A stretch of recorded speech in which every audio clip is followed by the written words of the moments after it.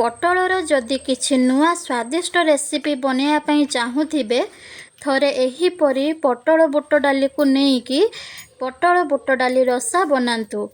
देखिबाकू जेमिति सुंदर खाइबाकू मध्य सेतिकी स्वादिष्ट लागिबो। आपण मानंकु अनुरोध वीडियो को मूलरू शेष जाए देखंतु।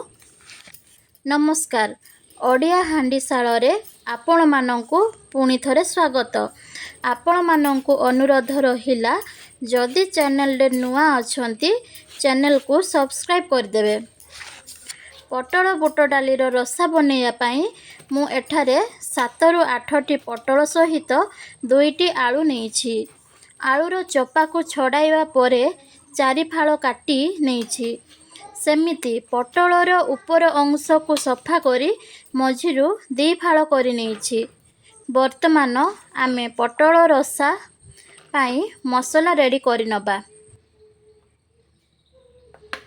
गोटे मिक्सिंग जार रे किछि रसुण, अदा, कटा पियाज, गोटा जीरा को नेई पेस्ट करि नबा।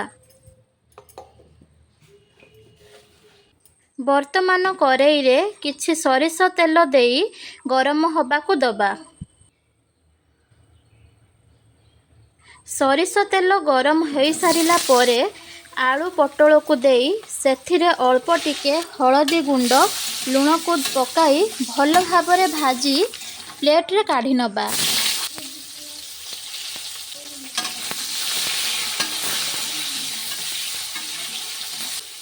एबे सही तेल रे कटा होइथिबा पियाज को देई भाजी नबा।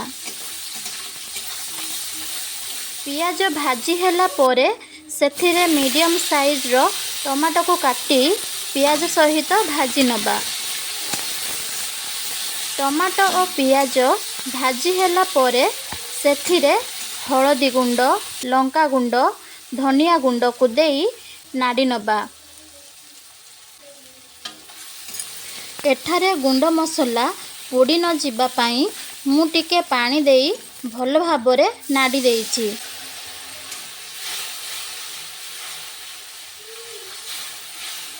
एबे सेथिरे स्वाद अनुसार लूण को देई बटा मसला को देई भल भाबरे कषि दबा।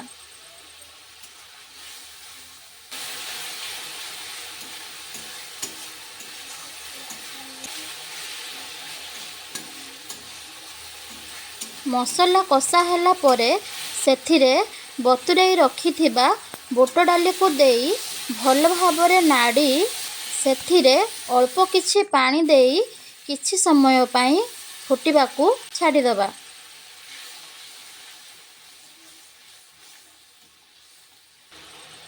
बुट डाली फुटिला परे सेथिरे भाजी रखिथिबा पटल आलू को देई बुट डाली मसला सहित भल भाबरे कषि दबा। पटल आलू कषा हैला परे सेथिरे आवश्यक मुताबक पानी देई घोड़णी रे घोड़ाई 10 मिनिट पर्यंत मीडियम फ्लेम रे छाड़ी दबा।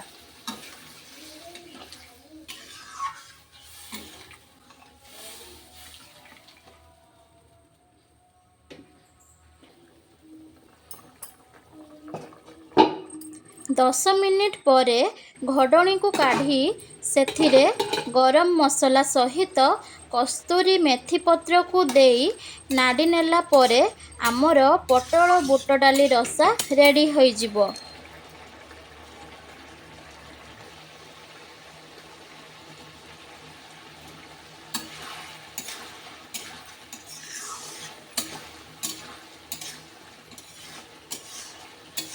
आपण एहाकु थरे घरे बनांतु। केमिति लागिला कमेंट माध्यम रे मते जणांतु। ता सहित वीडियो भल लागिथिले लाइक शेयर करंतु। धन्यवाद।